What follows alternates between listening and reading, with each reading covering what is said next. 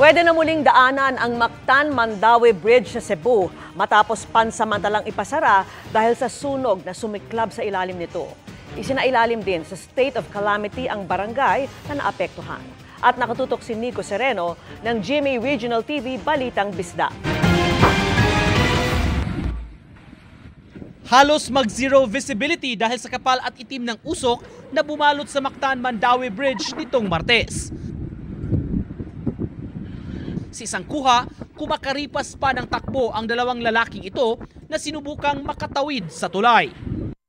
Galing ang usok mula sa nasusunog na bahay na nasa ilalim ng tulay. Dahil gawa sa light materials, mabilis na kumalat ang apoy sa sitio under the bridge at sitio Bantayan sa Hari sa barangay Look sa Mandaue City. Sa inisyal na listahan ng barangay, may 386 na bahay ang natupok. Katumbas yan ng 516 na pamilya o 1,745 na mga individual na nawalan ng tahanan. Ang mga apektado ng sunog dinala muna sa evacuation center sa barangay gym at elementary school.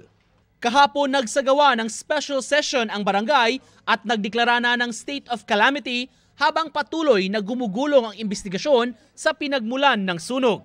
Dahil nasa ilalim lang ng tulay ang sunog, sinusuri kung napinsala ito ng sunog. We'll report it to this regional office for, again, namagod sila yung mga tools ba to further assess the building.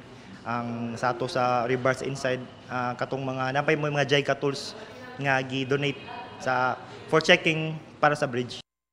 Para sa GMA Integrated News, Nico Sereno ng GMA Regional TV Balitang Bisdak, nakatutok 24 oras.